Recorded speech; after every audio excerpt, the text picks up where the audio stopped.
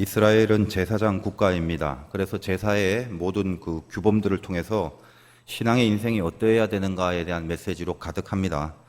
우리가 오늘 본문을 읽었겠지만 이 구약에 특별히 민수기, 레위기 이쪽에 제사에 대한 내용이 많은지라 웬만큼 신앙생활 오래 하신 분도 이런 부분을 읽으면 이해가 잘 안 되는 게 당연합니다. 그래서 혹시 초신자들이 여기 계시면 나만 모르나 생각하지 마시고 옆 사람도 똑같이 모르고 있어요. 그러니까 어려운 부분이다라고만 생각을 하시면 되고, 그래서 이제 풀어가는 그런 그 과정을 좀 거쳐야 될 것 같습니다. 성경 여러 군데에 제사법에 대한 규정이 있는데 오늘 이게 본문 이후에 이스라엘도 절기가 있습니다. 그래서 절기에 맞춘 제사법에 대한 설명이 나와 있어요. 물론 지금은 사실 이 구약의 제사법을 그대로 따르지 않습니다. 그리고 물론 그것을 다 따를 수도 없습니다. 그 중에 가장 중요한 영적인 이유가 이미 우리는 예수 그리스도로 인하여 우리가 드려야 될 제사를 단번에 드려진 상태이죠. 그래서 지금 상황에서는 구약에서 율법이 제시하는 제사의 내용을 그대로 지낼 필요는 없게 되었습니다. 그것만 봐도 사실은 참 감사할 내용이 아닐 수 없습니다. 우리가 예수님이 아니었다면, 이 구약 그대로 율법을 지키고 살 백성으로 불림받았다면 우리 중에 누가 이 모든 법도를 온전하게 지킬 수 있겠습니까? 어쨌든 그럼에도 불구하고 구약에 있는 제사법이 아직도 우리들에게 이 성경으로 전해 내려오는 이유는 이 안에 들어있는 정신, 그리고 이 안에 어떤 그 속해 있는 원리, 이대로 인생을 살라라는 메시지는 오늘도 마찬가지이기 때문에 그 부분은 우리가 교훈을 얻고 깨달아서 우리 삶에 적용을 해야 마땅합니다. 민수기 28장과 29장이 그 내용이 이렇게 자세하게 설명되어 있는데, 오늘 본문부터 시작해서 하나님께 드려야 되는 제사를 이렇게 절기별로 정리해 놨는데, 오늘 읽은 1절부터 8절까지는 하루에 드려야 될 제사입니다. 그 다음에 다음번 본문은 안식일의 제사이기 때문에 일주일을 단위로 드려야 되는 그런 제사. 그 다음은 여기 이제 초하루, 월삭이라고 성경에 표현되기도 합니다만, 그것은 한 달을 기준으로 해서 드려야 될, 그러니까 하루, 그 다음에 일주일, 그 다음에 한 달, 이렇게 늘 이 제사장 나라기 때문에 이 제사가 거의 모든 흐름의 메인 스트림이죠. 그런 거에 대한 설명을 하고 있다는 것입니다. 그리고 나서 이제 6월절, 7.7절, 장막절 이런 절기에 해당하는 제사, 이런 설명으로 28장, 29장이 가득합니다. 그래서 오늘의 감각으로 읽어보면 이게 참 이렇게 와닿지 않고 잘 이해가 안 되는 부분이 많겠죠. 하여간 오늘 이 말씀을 통해서 이 안에 숨어있는 하나님의 메시지는 우리가 반드시 붙들어야 됩니다. 그래서 오늘 이제 하루입니다. 이 하루에 드려야 될 제사가 뭔지, 그리고 그것을 통하여 우리는 하루를 어떻게 살아야 되는 건지, 하나님이 신자의 인생 속에 하루를 어떤 무게로 보고 있는지, 이런 것들을 살펴봐야 됩니다. 하루라는 거 눈 깜짝할 사이 같죠. 그러니까 휙 하고 지나가면 끝나버릴 시간처럼 느껴지지만 실제로 성경이 주는 이 하루라는 의미는 어마어마한 시간의 개념이에요.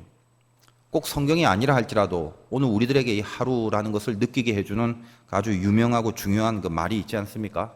누가 그랬는지는 모르겠지만, 오늘 내가 헛되이 보낸 시간은 어제 죽은 이가 그토록 그리던 내일이다. 참 이 가슴에 와닿지 않겠습니까? 여러분이 만약에 오늘 죽어야 한다고 생각해 봅시다. 내일이 없어요. 그렇다면 이 내일이란 시간이 얼마나 간절하겠냐 이 말이죠. 그런데 오늘, 어제 죽어간 사람이 그토록 기다리던 오늘을 내가 헛되이 낭비해 버린다면 참 이것도 얼마나 가슴 아픈 일이겠습니까? 뿐만 아니라 성경도 이 하루에 대한 비중을 하루가 천년 같다라고 우리가 익숙히 들어왔던 말씀처럼, 그 성경의 태도가 어떤 의미에서 그런 말을 했든지 간에 어쨌든 천년의 비중을 두고 있다는 것만큼은 틀림없는 거죠. 하루라는 건 우리에게 있어서 굉장히 중요하다는 거예요. 따라서 신자가 이 하루를 어떻게 생각하고 어떤 모습으로 살아야 되는지, 그거를 오늘 이 하루에 드려야 될 제사의 내용을 통해서 한 가지만 우리 가슴에 새기고 돌아갔으면 좋겠습니다. 결론은 이거 하나예요.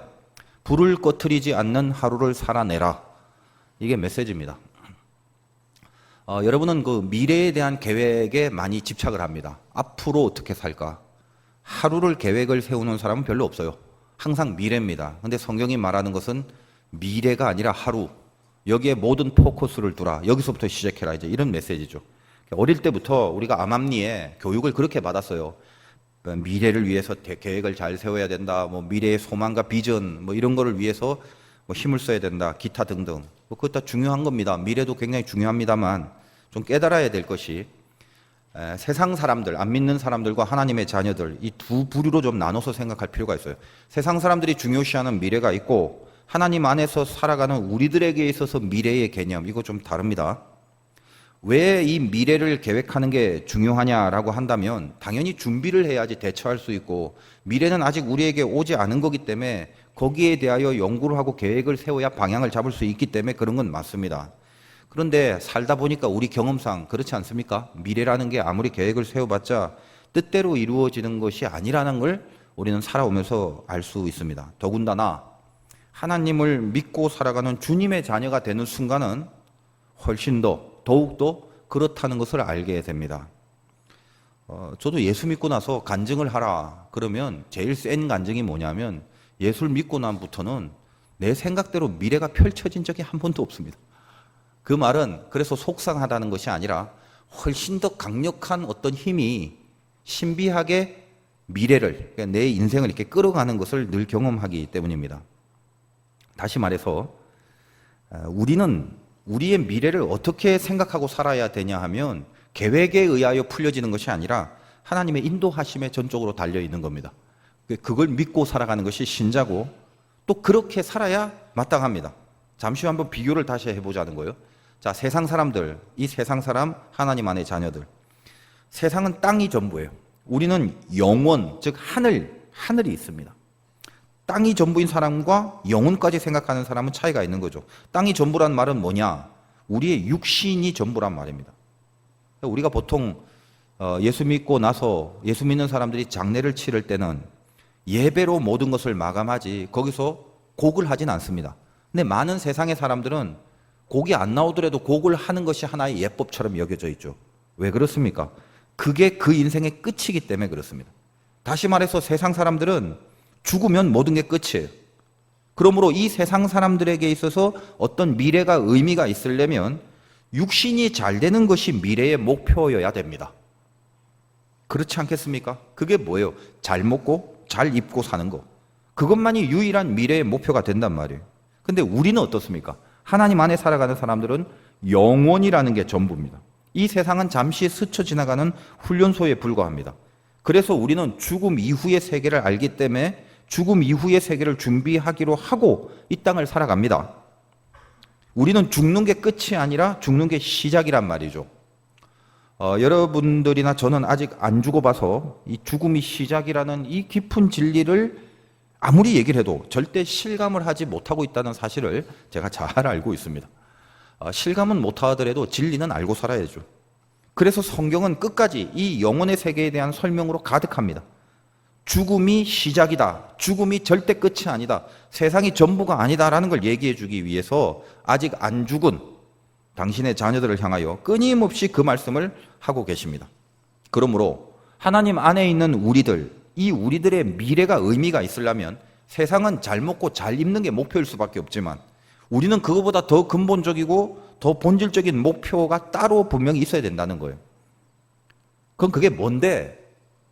여러 가지 길게 얘기할 수도 있습니다만 오늘 이 말씀에 근거하여 제일 간단하게 말한다면 하나님의 자녀가 그들의 미래의 목표로 해야 될 것은 딱 한 가지예요. 오로지 하나, 영광입니다. 영광. 그게 본질이고 근본이기 때문에 그렇습니다. 영광이 미래고 영광이 목표가 돼서 살아야 된다는 거죠. 근데 이게 굉장히 추상적인 개념이에요. 여러분들은 교회 다니면서 영광이란 소리를 수없이 들어봤지만 굉장히 추상적인 거예요. 도대체 영광이란 게 뭐냐 이거죠.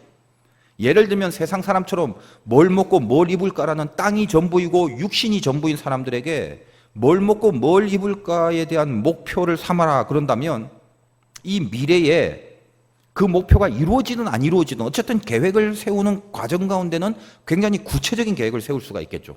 예를 들면 뭐 얼마 동안 무슨 일을 해서 얼마를 모아야 되냐 이것도 계획 세워보고 또 그걸 모으면 또 언제까지 이걸로 뭘 할까 뭘 살까 등등 구체성이 있다는 것입니다.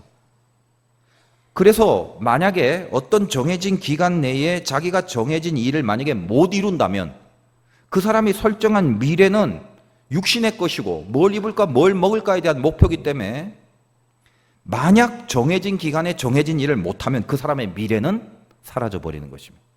그 사람의 미래는 이렇게 어긋나 버리는 거예요. 계획했던 모든 미래의 목표가 무너져 버리게 된다는 것입니다. 그런데 이 영광이 목표인 사람은 이 영광이라는 추상성에 깊이 실려 있는 능력이 있습니다. 추상이라는 건 일종의 공식과 같은 건데 젊은 분들은 좀 알겠지만 수학에도 그 2차 방정식 이런 게 있죠. 근의 공식. 그러니까 b제곱 마이너스 4ac라는 공식이 있는데 그 안에 어떤 상수가 들어가더라도 근의 값이 나오게 되어 있습니다. 다시 말해서 영광이라는 이 추상적인 말은 우리가 처해진 당면한 상황들이 굉장히 달라요. 상수들이 많다고요. 이런 일도 만나고 저런 일도 만나고 이렇게 되기도 하고 저렇게 되기도 하고 풍성할 때도 있고 모자랄 때도 있고 기타 등등. 근데 어떤 상수가 들어갈지라도 이 영광이라는 공식 속에 그걸 딱 집어넣으면 근의 값이 나오게 된다는 것입니다. 이때 뭘 해야 되는가라는 게 나온단 말이에요. 이럴 때는 이렇게 결정해야 되고 저럴 땐 저렇게 선택해야 된다는 것이 내가 갖고 있는 영광의 공식을 통과하는 순간 나오게 돼 있단 말이에요. 그러면 뭐가 다르냐? 이 신자의 미래의 목표가 영광이라는 말이 참 얼마나 명쾌한 말인지 저는 이 인생의 미래의 목표를 영광으로 잡는 순간 뭐 별로 복잡하게 고민할 필요가 없게 해주는 이 주님의 은혜를 알게 됐습니다. 영광이 목표가 되어버리면 뭘 먹을까 뭘 입을까 조차도 영광을 목표로 하게 돼버리는 거죠. 굉장히 통쾌한 해법인데 다시 한번 봅시다. 뭘 먹을까가 목표인 사람은 그게 미래라면 오늘 하루 그 뭘 먹을까 하는 부분에서 오늘 하루 돈이 떨어져 버리는 하루를 당하면 그것으로 미래는 사라져 버려요. 영광의 목표인 사람은 이게 왜 공식이고 왜 이게 이 능력이 있느냐 하면 오늘 하루 혹시 돈이 떨어져도 영광이 떨어지지 않게 할 수는 있단 말이에요. 그거는 별개의 문제예요. 혹은 돈이 생기더라도 영광이 떨어지지 않게 할 수 있고 돈이 없더라도 영광이 떨어지지 않게 할 수 있습니다. 다시 말해 뭘 못 먹는 오늘이 있다 할지라도 그가 설정한 하나님의 자녀가 설정한 영광이라는 미래는 절대로 사라지거나 어긋나지 않는다는 말이에요. 지금 이 말이 뭔 말인지 맞는 말 같기도 하고 논리는 맞는 것 같은데 근데 실은 보통 우리들의 이 믿음의 수준으로는 그래 영광으로 목표로 하고 오늘 어떤 일이 벌어지더라도 영광만 붙잡으면 된다라는 이 말이 맞는 것 같다고 끄떡일 수는 있어도 지금 우리들의 이 믿음의 수준으로는 그게 썩 이렇게 와닿는 설득력이 있지는 않습니다. 그걸 제가 잘 알고 있습니다. 왜냐하면 영광이란 단어가 나쁘지 않다는 건 아는데 우리는 수준이 어때요? 지금 뭘 먹을까라는 목표가 훨씬 더 강할 수밖에 없는 수준이기 때문입니다. 어떻게 해요? 뭐 어떻게 해요? 노력해야죠. 바라기는 예수를 믿고 우리 미래가 뭘 향해야 하는지 진짜 영광의 미래를 목표로 하는 그 진짜 마음이 지금 내 안에 있는지 다시 자기를 정확하게 들여다볼 수 있는 그런 시간이 됐으면 좋겠다라는 마음뿐입니다. 왜 이토록 영광이라는 미래의 목표를 주장하느냐? 왜 신자의 미래의 목표가 영광이어야만 하느냐? 그거는 당연하죠. 바로 거기에 따라서 우리들의 오늘이라는 게 어떠해야 되는지 다 결판이 거기서 나기 때문에 그렇습니다. 여러분 냉정하게 한번 살펴보세요. 지금 이 자리에 앉아있지만 염려가 되시는 분들이 왜 없겠어요? 지금 속에 염려 있죠? 자, 뭐가 염려가 되는지 냉정하게 한번 보세요. 영광이 염려가 되십니까? 하나님의 영광인가 아닌가 이게 염려가 되시는 분 있나요? 제가 볼 땐 여러분의 염려의 태반은 뭘 먹고 뭘 입을까를 지금 염려하고 있습니다. 세상적인 거, 세상에서 뭔가 확보해야 될 영광이라는 의식과는 전혀 상관없는 그런 부분에 깊은 염려가 있다는 말이죠. 정답 나왔죠? 우리들의 믿음이 어디서 잘못되어지는지. 미래의 목표가 영광이 아니기 때문에 오늘 살아야 될 내 신자의 삶의 진짜 내용을 놓쳐버리게 되는 거예요. 마태복음 6장 34절에 보면 거기에 미래에 대한 아주 명쾌한 성경의 진단이 있습니다. 여러분 너무나 잘 알고 있는 말씀이죠. 그러므로 내일 일을 위하여 염려하지 말라. 내일 일은 내일 염려할 것이고 한날의 괴로움은 그날로 족하니라. 저는 이 말씀을 읽을 때 옛날에는 어떻게 이해를 했냐 하면 논리적으로 이해를 했어요. 아, 내일은 잘 모르잖아. 그러니까 미리 염려해봤자 그 무슨 소용이 있어. 미리 염려하는 것 자체가 어리석은 거 아니야? 그런 얘기구나 라고 처음에는 이해를 했어요. 그런데 이 말이 나오기까지 주님이 이렇게 말씀하신 영적 흐름이 있더라는 말이죠. 25절이 이 말씀이 나오는 하나의 단서가 됩니다. 이렇게 됩니다. 그러므로 내가 너에게 이르노니 목숨을 위하여 뭘 먹을까 뭘 마실까 몸을 위하여 무엇을 입을까 염려하지 말라. 목숨이 음식보다 중하지 아니하며 몸이 의복보다 중하지 아니하냐. 이렇게 서두를 꺼냅니다. 당연히 생각을 해보세요. 목숨을 위하여 음식이 필요하고 몸을 위하여 옷이 필요하죠. 그러니까 목숨은 음식보다 중요한 거죠. 몸이 의복보다 중요하죠. 그게 무슨 말입니까? 껍데기가 아니라 본질이 중요하지 않냐.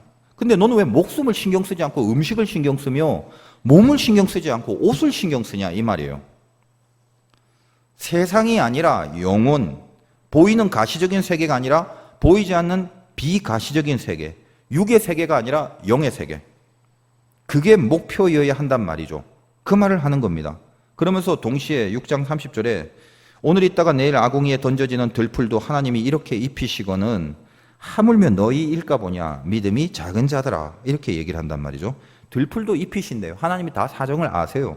하물며 너희일까 보냐 이 생각 없는 자들아가 아니라 이 믿음 없는 자들아 이렇게 나가요. 31절에 그러므로 염려하여 이르기를 무엇을 먹을까 무엇을 마실까 무엇을 입을까 하지 말라. 그런 건 다 이방인들이 구하는 것이라. 이방인이 뭐예요? 세상 사람, 안 믿는 사람, 육이 전부인 사람. 아까 말씀드렸다시피 그런 사람은 이 세상이 전부란 말이에요. 그래서 이 세상이 전부기 때문에 세상에서의 미래의 끝은 그것만을 계획하고 있는 거죠. 그게 뭐예요? 뭘 입을까 무엇을 마실까 이거죠. 그러니까 모든 세상 사람들, 하나님 안에 속하지 않는 사람들의 목표는 당연히 뭘 입을까 뭘 먹을까가 되는 겁니다. 그들이 구하는 내용이에요. 근데 우리는 다르죠. 이쪽 사람은 어때요? 33절 그런즉 너희는 먼저 그의 나라와 그의 의를 구하라. 그리하면 이 모든 것을 너희에게 더하시리라. 너희는 누구냐? 너희는 세상이 끝이 아닌 걸 아는 사람들 아니냐? 하나님을 믿는 사람들 아니냐? 내가 아버지이고 너희는 내 자녀가 아니냐? 영원을 나와 함께할 나의 백성이 아니더냐? 그렇다면 너의 하루는 무엇이어야 되냐? 그의 나라와 그의 의, 영광을 구하며 살아라. 다른 모든 것들은 내가 다 아는데 먹고 입는 문제는 아버지인 내가 알아서 해 줄게 이 말이에요 지금. 그러므로 내일 일을 위하여 염려하지 마라. 그러므로 하나님의 자녀는 뭐예요? 내일 또 뭐 먹지? 여러분 마음속에 있는 염려가 그거 아니에요? 내일 또 뭐 입지? 내일은 뭐 하고 뭘 갖고 쓰지? 이 세상에서 많은 안 믿는 사람들이 추구하는 그 염려를 동일하게 우리가 하고 있다면 그 염려를 만약 오늘 하는 사람, 내일 뭐 먹지, 내일 뭐 입지 때문에 오늘 지금 염려를 하는 사람들은 하나님의 자녀임에도 뭐라고요? 하나님이 나의 미래라는 믿음이 없는 자들의 모습일 수밖에 없다는 거예요. 신자가 하루를 어떻게 살아야 돼요? 그러므로 오늘 내가 없어요. 먹을 게 하나도 없어요. 그럴 때 있잖아요. 근데 목표가 영광으로 정했죠. 그렇기 때문에 아무리 없더라도 없을 때라도 영광을 나타내는 법을 선택하게 돼 있단 말이에요. 하나님의 자녀는. 그래서 오늘 선택한 그 하루 때문에 오늘 하루가 영광의 하루가 되는 거예요. 반대로 먹을 게 굉장히 많아요. 오늘 풍성하다 쳐요. 그런데 먹는 것 자체가 목표가 아니기 때문에 없을 때가 아니라 있을 때에도 영광을 나타내는 법이 뭔지를 그거부터 선택하게 돼요.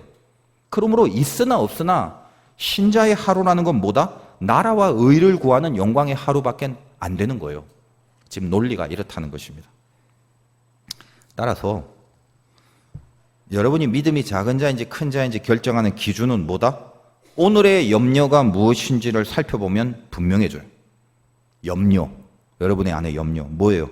먹을 거 입을 거라면 바꿔야 돼요. 그거. 오늘 이 예배의 목표가 그겁니다. 내 안에 염려인 내용을 바꾸자.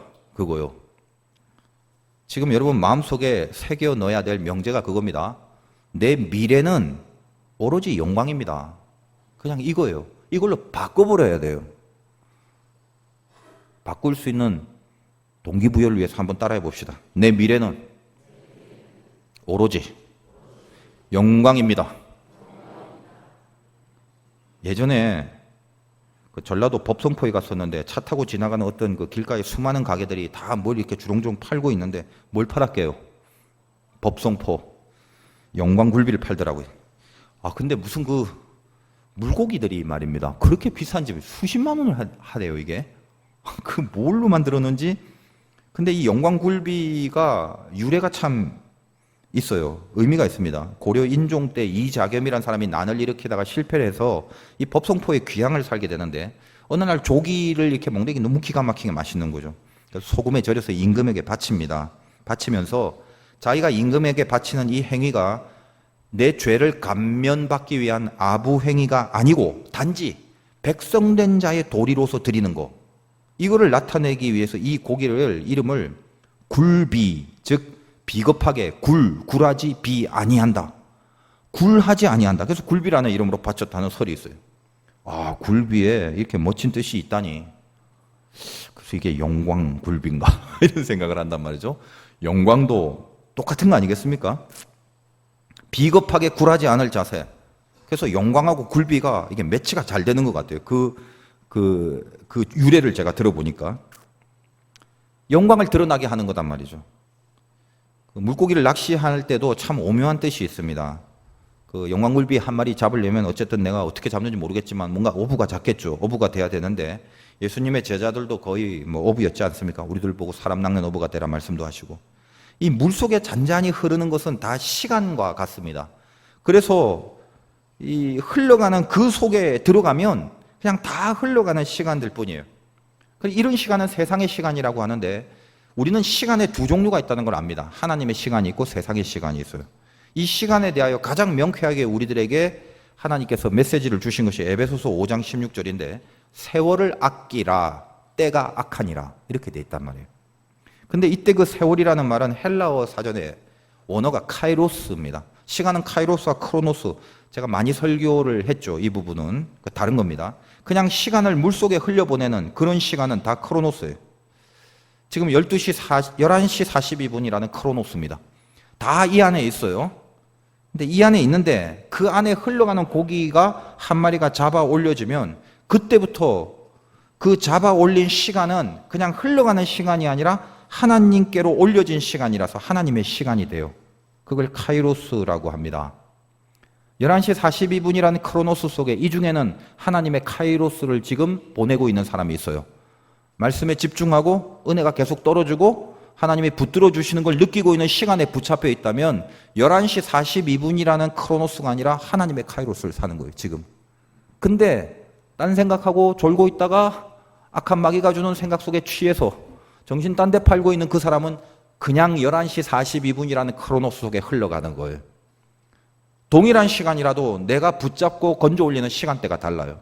성경이 세월을 아껴라 할 때 우리가 아끼는 그 시간은 뭐냐면 크로노스가 아니라 카이로스예요. 카이로스라는 단어를 썼습니다. 그런데 이렇게 잡아 올린 시간이 돼야 만약 우리 하루가 하나님 앞에 붙들리는 시간이 되면 그때 하나님은 이 하루를 천년으로 여기시는 거죠. 왜?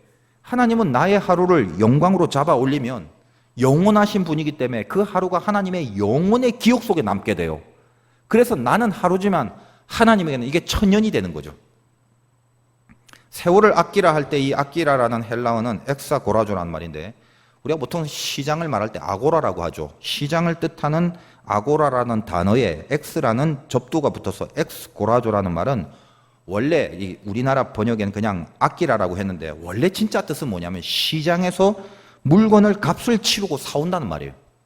다시 말해서 이게 그냥 흘러가는 내보내는 시간이 아니라 내 걸로 만들기 위하여 내가 어떤 값을 당연히 지불하고 이 지불의 대가로 내 거가 되는 거예요. 그게 이 아끼라라는 말 엑사고라조의 원뜻입니다. 그럼 무슨 말이에요? 그냥 흘러가는 시간이 아니라 여기서 내가 하나님의 시간으로 건져 올리기 위하여 내가 어떤 대가를 분명히 치르고 내 걸로 만들어야 된다는 거예요. 이게 세월을 아끼라라는 말 속에 깊이 담겨져 있는 하나님의 메시지는 내 하루가 하나님의 카이로스가 되려면 나의 대가를 지불하고 내 걸로 만들도록 이렇게 사와야 하는 것을 감수할 때만 영광이라는 것이 남겨지는 거란 말이죠. 여러분 한번 잘 생각해 보세요. 오래 사실 것 같지만 하나님이 당장 내일 불러갈 수도 있습니다. 사람의 이 껍데기라는 게 얼마나 별게 아니죠. 여러분 지금 입을 딱 다무시고 여러분 손으로 코를 꼭 한번 붙잡고 5분만 계셔보세요. 이 세상 사람이 아닙니다. 그때부터는. 이렇게 간단해요. 이 껍데기라는 게 이렇게 아무것도 아니에요. 설사 그렇지 않다 할지라도 어디서 갑자기 차가 뒤를 받아버리면 그 자리에서 끝나는 게 인생입니다. 오늘뿐이에요. 내가 생명을 갖고 코끝에 호흡이 멈추지 않은 오늘, 내일 어떻게 될지 몰라요. 오늘입니다. 그러므로 저는 예수 믿는 사람한테 이 메시지, 본문의 성경의 말씀을 통해서 관점, 인생을 바라보는 관점을 좀 달리 했으면 좋겠어요. 너무 미래를 구체적으로 노리지 마십시오. 우리에게 중요한 건 뭐다? 하루예요, 하루. 그래서 미래를 뭐냐라고 물으면 그냥 영광이라는 단어 속에 쉽게 딱 정해버려요. 당신의 미래는 뭘 원합니까? 그냥 영광이에요. 뭔데요? 아니 몰라, 그냥 영광이에요. 구체적으로 뭔데? 아니 구체적인 거 없어요. 그냥 영광이에요. 영광이라는 공식을 그냥 쉽게 딱 고정시켜 버리고 그 영광이 목표로 되어일 때 그 목표를 향하여 오늘을 엑사고라죠. 사야 돼요. 오늘이 중요해요. 오늘을 영혼으로 건져 올려야 돼요. 그리고 제가 분명히 말씀드리지만 저나 여러분의 오늘 이 하루가 얼마나 중요하냐면요. 오늘 하루 그 이상의 수준으로 내일이나 모레나 앞으로의 미래를 살 수가 없다는 것만 명심하십시오. 하루는 인생의 축소판이에요.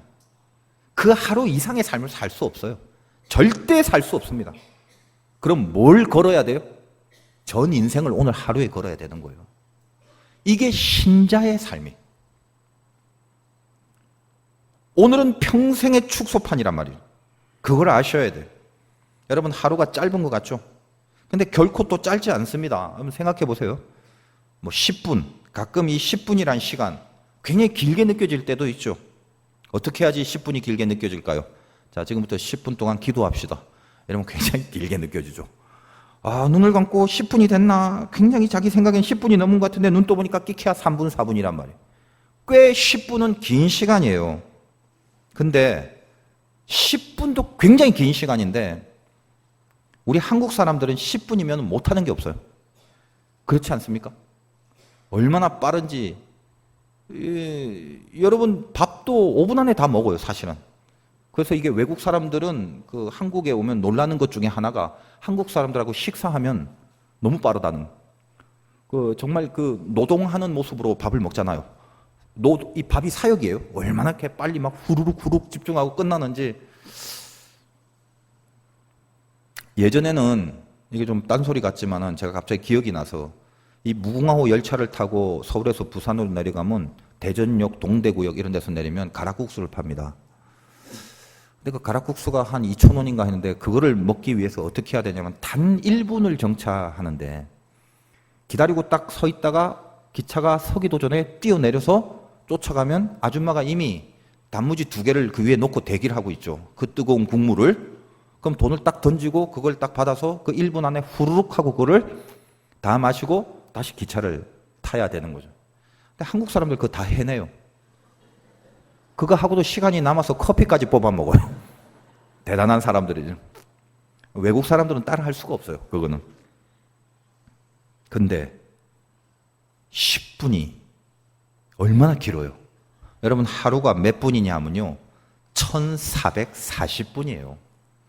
얼마나 긴지 아십니까? 1440분이라고.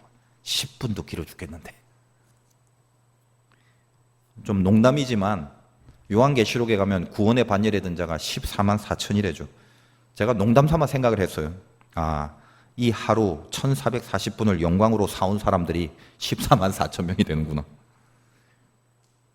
그냥 농담으로요. 그러면 이 하루 우리들의 이 오늘 뭐가 있어야 카이로스가 되냐 이 말이죠. 거창하게 무슨 대가를 치를 거창한 일을 해야 되나? 아니요. 거창할 필요 없어요. 거창할 일이 있다면 하나님이 해주시니까. 우리가 해야 될 거는 굉장히 간단합니다. 그러나 분명히 해야 될 게 있어요. 그게 오늘 메시지. 뭐다? 불을 꺼트리지 마라. 그거 하나 하라는 거예요. 그게 영광을 목표로 오늘을 살아내는 자들. 미래는 오직 영광이고 그걸 위하여 오늘을 살아내는 모든 하나님의 사람들의 공통점입니다. 민수기 28장 2절에 우리들에게 이 제사에 대한 얘기를 하면서 이 메시지를 주십니다. 이스라엘 자손에게 명령하여 그들에게 이르라. 내 헌물 내 음식인 화제물 내 향기로운 것은 너희가 그 정한 시기에 삼가 내게 바칠지니라. 화제를 바치라고 그래요. 3절 또 그들에게 이르라. 너희가 여호와께 드릴 화제는 이러하니 1년 되고 흠없는 숫 양을 매일 2마리씩 상번제, 상번제라는 건 매일 드리는 번제입니다. 로 드리되 어린 양 한 마리는 아침에 드리고 어린 양 한 마리는 해질 때 드리라. 이렇게 얘기를 해요. 이 제사라는 게 굉장히 복잡하죠. 용어들이 간단하게 설명을 해드리자면 예전에도 많이 다루었지만 이 제사라는 건 어떻습니까? 목적에 따라 5가지 종류가 있어요. 번제, 소제, 속건제, 속제제, 화목제. 그리고 제사를 지내는 방식도 있을 거잖아요. 그 방법에 따라 4가지 종류로 나눕니다. 화제, 불화자요. 불로 태우는 제사. 거제, 재물을 이렇게 들었다 놨다 하는 이런 제사. 요제, 옆으로 흔드는 제사. 그리고 전제, 전제는 포도주, 예수님의 보혈을 상징하는 포도주를 붓는 제사. 그러니까 번제는 불로 태우면 화제가 되는 거죠. 그렇게 목적에 따라, 내용에 따라, 그리고 방법에 따라 나눕니다. 그거를 우리가 기본적으로 좀 이해를 하셔야 되겠죠. 하나님이 우리들에게 너희들의 하루를 어떻게 제사를 드리냐고 그럽니까? 상번제. 상번제라는 건 매일매일, 매상 드리는 거예요. 하루에 2번 뭘로 드려라? 번제를 화제로 드려라. 이 말이에요. 수량을 아침에 한 마리 번제로. 근데 어떻게? 불로 태우는 제사 방법을 통해서 화제로. 저녁에 드리는 번제는 이것도 역시 화제로. 동일하게 2번을 드리라. 그거예요. 근데 그 2번을 드리는 거에 첨가하여 뭐까지 드리냐면 소제와 전제를 같이 드리라. 이 얘기를 하죠. 여러분이 확인해 보실 것은 5절에 오늘 본문 고운 가루 10분의 1 에바에 빻아낸 기름 4분의 1 흰을 섞어서 소제로 드려라. 소제는 보통 이제 식물로 드리는 건데 이 에바라는 것은 단위예요. 고체 단위 23리터 정도 되고 기름 4분의 1 흰은 액체 단위인데 3.8리터 정도 됩니다. 근데 성경에서 나오는 항상 고운 가루 이런 표현 많이 나와요. 구약 읽다 보면 이게 주는 영적 상징은 굉장히 간단합니다. 내가 가루가 되라는 말이에요. 고운 가루 이쁘게 잘 빻아서 충분히 내 자신이 소멸되는 겁니다. 다시 말해요. 자기 부인의 영성을 말해요. 이 제사가 고운 가루가 필요한 이유가 그거예요. 하나님 앞에 나아가면서 나를 깨끗하게 빻아서 나를 죽이는 자기 부인의 영성을 가져라. 그리고 기름은 항상 성령의 임재를 말하는 것입니다. 그러므로 이런 거예요. 우리가 번제를 2번 드리는데 이걸 전부 다 불로 드리는 불이 있어야 돼요. 불이 꺼지면 안 돼요. 불로 드리되 곁다리로 뭐가 있어야 되냐? 소제, 그 다음에 전제. 이 말은 뭐다? 곁다리로 있어야 될 게 자기 부인과 성령의 충만함이 같이 있는 불. 이거예요. 이게 우리가 엑사고라죠. 오늘 하루를 하나님 앞에 건질 수 있는 나의 조건이 그거라는 거예요. 그걸 하나님이 요구하신다. 내 속에 불이 있다는 건 뭡니까? 불이 있다는 게 뭐예요? 성령이 주신 불일 때, 하나님이 주신 불일 때는 자기 부인의 긴장감이 늘 있단 말이죠. 그리고 성령의 충만함, 이 2가지가 공존하고 있다는 걸 의미해요. 이 상태를 지켜내기 위해서는 하루 2번 불로 제사를 드려야 된다는 것입니다. 속에 하나님이 주신 불이 아니라 자기 성깔의 불이 있는 사람은 절대로 자기 부인이 안 돼요. 내 안에 불이 뭔지를 잘 살피세요. 하나님의 불이 있어야만 자기 부인이 됩니다. 하나님의 불이 꺼지지 않고 있어야만 성령의 충만함이 함께 있다는 거예요. 근데 이거를 지켜내려면 하루 2번의 불, 여러분 이런 매일매일의 상번제, 하루에 2번 드리는 영적 번제를 여러분 과연 지키고 있습니까? 지속적으로 하고 있습니까? 이 불을 지켜내는 것이 신자가 하루 동안 해야 될 목표라는 거예요. 기도도 2번 해야 돼요. 그래서 아침에 1번, 저녁에 1번 하든지. 여러분 기도해 보신 분 알겠지만요. 기도 1번으로 하루가 잘 안 지켜져요. 항상 반쯤 지켜져요. 그래서 2번 해야 하루가 온전히 지켜져요. 해보셔야 끄떡이죠. 그래서 이 모든 것을 아시는 하나님이 우리들에게 이미 이 제사법을 통하여 가르쳐 주는 거예요. 상번제로 2번을 드려라. 아침 저녁으로.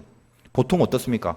아침에 그 하루를 쭉 살펴보면서 어제 저녁에 했던 것을 하나님 앞에 회개도 하고 살아갈 것을 기도하고 또 저녁에는 그날 하루 동안 했던 것들에 대하여 하나님 앞에 보고를 하고 회개를 하고 내일을 준비하고 이것이 지속적으로 2개가 꺼지지 않고 있어야 된다는 것입니다.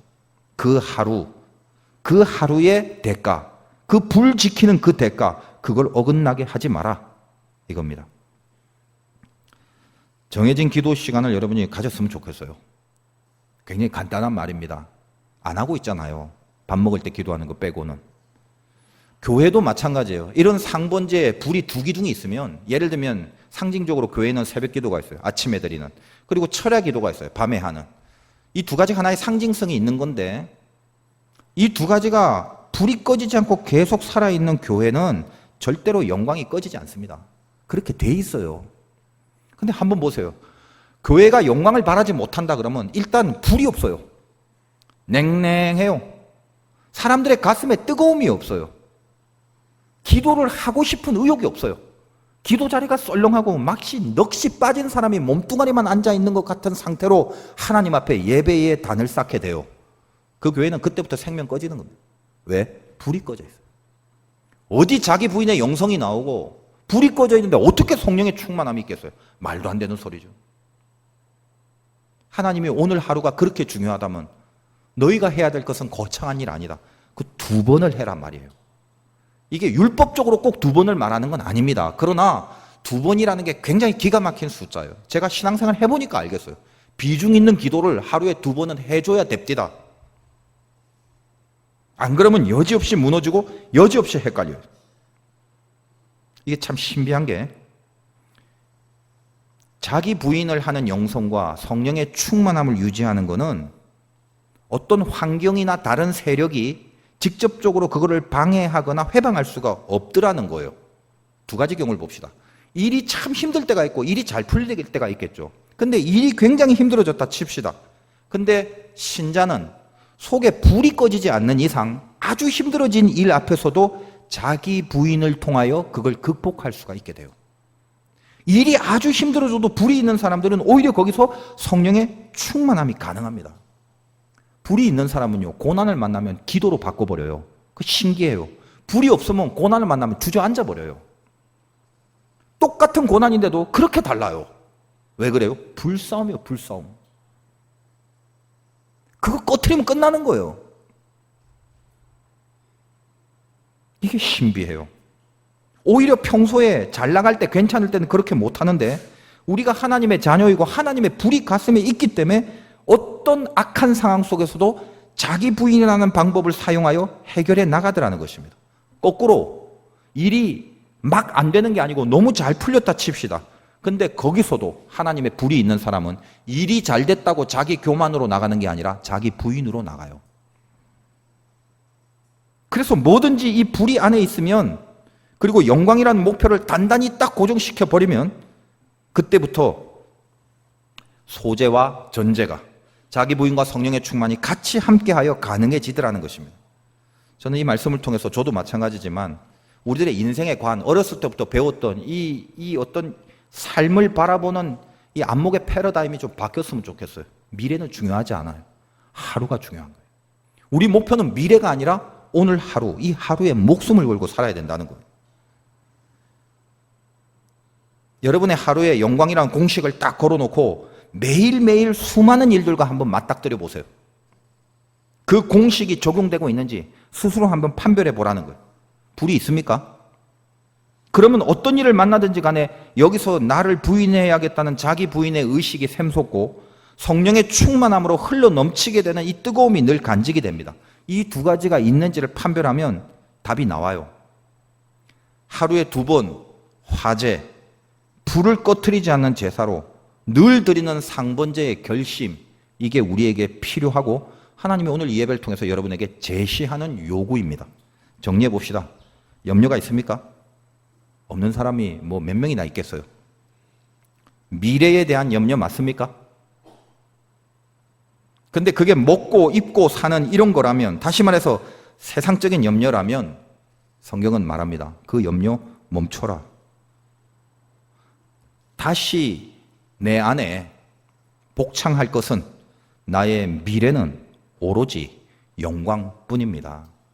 나의 미래는 뭘 먹냐, 뭘 입냐, 뭘 하냐가 아니라 나의 미래는 오로지 영광뿐입니다. 주장을 하셔야 돼요. 말씀에 근거하여 복창을 하셔야 돼요. 그리고 나서 하루에 두 번씩 내 안에 불을 지피는 기도를 해야 돼요.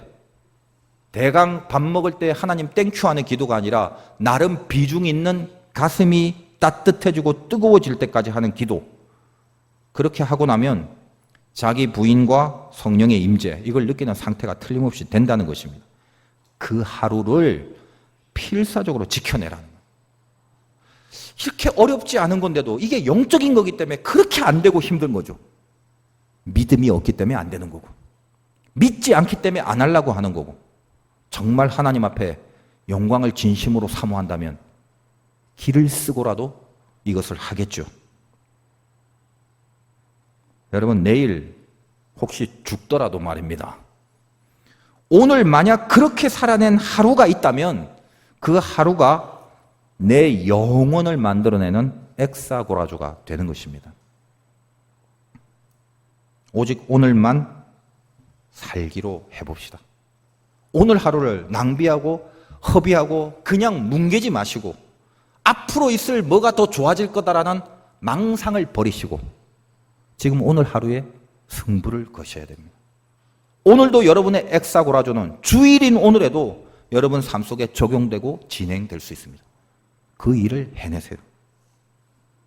원빈이라는 잘생긴 영화배우가 찍은 영화 중에 아저씨라고 있어요. 감명 깊게 몇 번을 봤습니다. 아저씨라고 아세요? 예. 여러분은 가만 보면 이렇게 성경만 보고 사셔갖고 영화를 하나도 안 보시고 있는 얼마나 감사한지 몰라요. 거기 명대사가 나오는데 악당을 섬멸하고 이제 사람을 구하기 위해서 인신배매범들을 향해서 혼자 필사적인 각오로 혼자 이제 원빈이 탁 갑니다. 근데 그 가는 차를 타고 가는 도중에 이 원빈이 악당의 그 대장하고 전화를 해요. 마지막 전화. 그때 이 날리는 원빈의 멘트가 나 이게 왜 이런데 은혜를 받는지 몰라요. 왜 그럴까 가만히 생각했더니 저는 확실히 자세가 됐어요. 영화를 보더라도 영광을 품고 본다. 이 원빈의 멘트를 동일하게 여러분 가슴에 새기길 바라요. 악한 마귀를 향하여 하는 말인데 제가 이걸 그대로 흉내내고 싶지만 이게 원빈처럼만 좀 잘생겼으면 이게 폼이 나겠는데 그렇지 못해서 내용만 전합니다. 악한 자들에게 하는 말이에요.